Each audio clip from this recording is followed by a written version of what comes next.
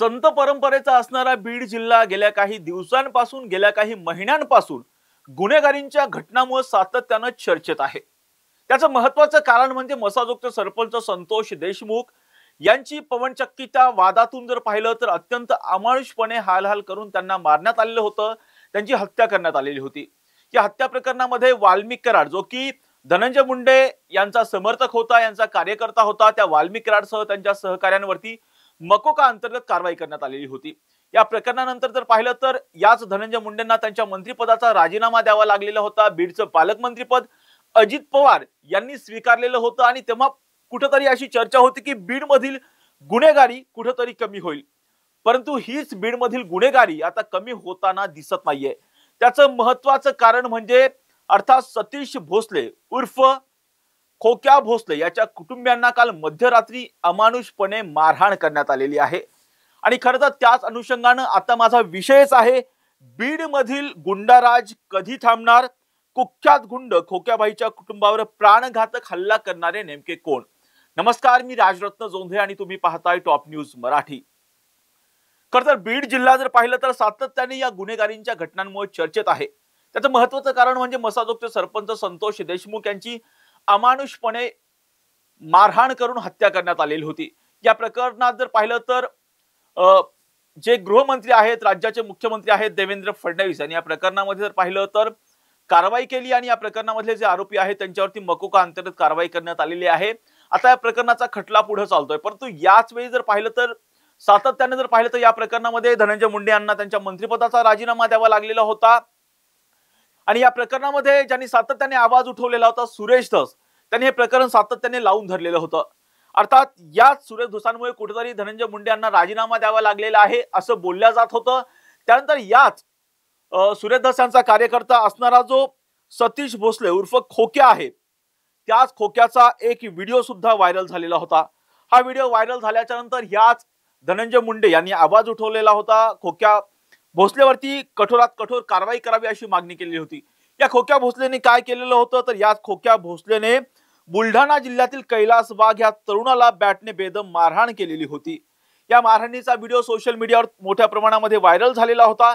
याच खोक्या भोसलेच्या घरावरती, लक्षात घ्या, याच खोक्या भोसलेचं जे घर आहे जे की शिरूर तालुक्यामध्ये आहे, त्या खोक्या भोसलेच्या घरावरती काल संध्याकाळी प्राणघातक हल्ला झालेला आहे, त्याच्या कुटुंबियांवरती प्राणघातक हल्ला झालेला आहे। आणि या हल्ल्यामध्ये जर पाहिलं तर खोक्याची पत्नी असेल, खोक्याची भाची असेल आणि त्याचबरोबर खोक्याच्या बहिणीवरती जर पाहिलं तर खूप मोठ्या प्रमाणामध्ये हल्ला करण्यात आलेला आहे। आणि हल्ल्यामध्ये जे साहित्य वापरण्यात आलेलं होतं त्यावरती जर पाहिलं तर कोयते, कुऱ्हाडी आणि दांडक्याने या खोक्या भोसलेच्या कुटुंबियांवरती हल्ला करण्यात आलेला होता। यामध्ये खोक्या भोसलेचं जे कुटुंबीय आहे ते पूर्णपणे जखमी झालेलं आहे।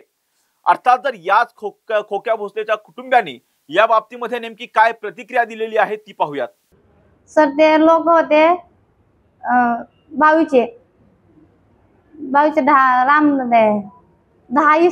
15 जण आले सर।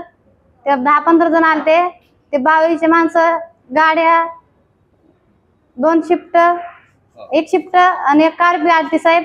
10-15 जण होते। ते म्हणले अय 5 दिन हो तुम्ही कशाला राहिली तर तू निघून जायचं ना। त्याची मम्मी मला काय झालं, तुम्ही काय झालं भाऊ काय झालं, ते तरी त्या नाही तसे म्हणले तुला म्हणलं होतं ना असं निघून जायचं, 5 दिन तू राहिलीस का। त्याच्यामुळे सुरू की राहणार आम्हाला साहेब 10-15 जणांनी, त्याच्यातले मी 4 जण वय केले। ते कुऱ्हाडनी घालत होतो साहेब, माझ्या डोक्यात कुऱ्हाड घातली, माझ्या डोक्यात। दोघी तिघी चौघी जण आहेत। ते म्हणले इथं राहू नका तुम्ही, लगेच निघून जा, 5 दिन हो तुम्ही कशाला राहतात। मी म्हणलं काय झालं, ते म्हणले असं तुमच्या मालकाला बी गुतीलं तसंच, असं ह्याच्यामुळेच गुतीलं तुझ्या मालकाला बी। आता तुझ्या मालकाला सुटून बी द्यायचं नाही, तू 5 दिन तू इथं राहूच नको, तू निघून जा। 10:30-11 वाजता झालं, 10:30-11 वाजता झालं साहेब। हा पुढे स्टेशनला गेलो साहेब, फक्त पत्र दिलं पाठवून दिलं आम्हाला, दादा म्हणले दवाखान्यामध्ये जा। आम्ही ओरडालो, आम्ही मरा लागलो होतो साहेब। मी तर बेशुद्ध पडली होती, माझ्या तोंडातून रक्त असं रक्त सकट निघत होतं साहेब माझ्या रात्री। काय आतमध्ये साहेब आहेत ना, पेचं नाव साहेब नाही ते आत बहीण आहे साहेब, ती माझी बहीण आहे, सख्खी बहिणीला उचलून घेऊन गेलते ते माणसं. आता मागणी आमची न्याय भेटा आम्हाला. माझ्या बहिणीवर बलात्कार बी झाला साहेब. माझी बहिणीची लय आयुष्य म्हणजे ते लय अपघात झाला साहेब. माझ्या बहिणीला लय अपघात झाला. अन्याय झाला, न्याय पाहिजे ना आम्हाला.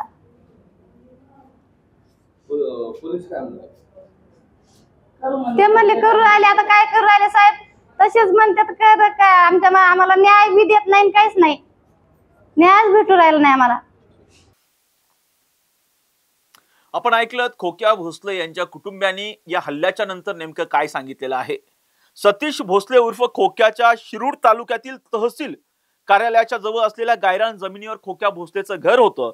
ही जागा खाली का करत नाही म्हणून याच खोक्या भोसलेच्या कुटुंबियांवरती 15 ते 20 जणांच्या टोळक्यांनी दांडक्याने, कुऱ्हाडीने आणि कोयत्याने वार केलेले आहेत. आणि या हल्ल्यामध्ये खोक्या भोसलेचं कुटुंब आहे, त्यामध्ये त्याची पत्नी असेल, त्याची भाची असेल आणि त्याची बहीण असेल, हे सर्वच जण गंभीर जखमी झालेले आहेत. यामधील एकाची प्रकृती जी आहे ती चिंताजनक आहे. त्याच अनुषंगाने जर पाहिलं तर या प्रकरणामध्ये पोलिसांनी आरोपींवरती गुन्हा दाखल केलेला आहे आणि या आरोपींना आता शोधण्याचं काम अर्थात शिरूर पोलिसांच्या वतीनं जे आहे ते केलं जात आहे.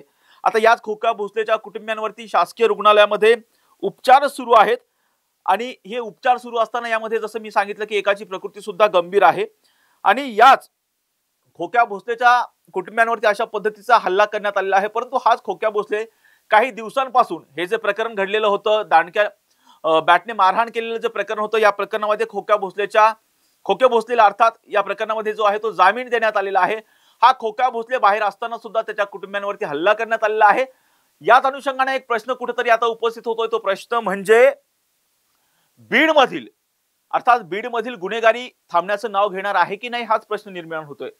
कारण संतोष देशमुख हत्या प्रकरणानंतर जर पाहिलं तर या वाल्मिकी कराडला आतमध्ये घेतलेला आहे, त्याच्यावरती मकोकांतर्गत कारवाई करण्यात आलेली आहे. परंतु त्यानंतर कुठेतरी बीडची गुन्हेगारी कमी व्हावी यासाठी बीडचं पालकमंत्रीपद अजित पवार यांनी स्वीकारलेलं होतं.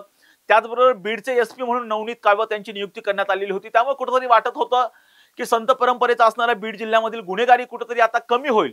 परंतु अशी गुन्हेगारी कमी होताना दिसत नाहीये. सातत्याने तर पाहिलं तर 2 दिवस आड करून 4 दिवस आड करून सातत्याने अशा गुन्हेगारींच्या घटना या पुढे येत आहेत. आता या प्रकरणामध्ये खोक्या भोसले यांचं कुटुंबीय जे आहे त्या कुटुंबियांवरती प्राणघातक हल्ला करणाऱ्या आरोपींना जवळपास 15 ते 20 जणांचं जे टोळकं आहे त्या टोळक्याला पोलीस कधी ताब्यात घेतात, त्यांच्यावरती नेमकी काय कारवाई करतात हे पाहणं महत्वाचं असणार आहे. आणि त्याचबरोबर अशा पद्धतीनं एकमेकांच्या कुटुंबियांवरती होणारे जे हल्ले आहेत त्यामुळे कुठेतरी परत एकदा बीडमधील गुन्हेगारी वाढते की काय असा प्रश्न सुद्धा या निमित्तानं आता उपस्थित होतोय. यावरती बीडचे पोलीस कशा पद्धतीने पावलं उचलतात आणि या हल्ला करणाऱ्या आरोपींवर कोणत्या पद्धतीची कठोरात कठोर कारवाई करतात हे पाहणं आता महत्वाचं असणार आहे.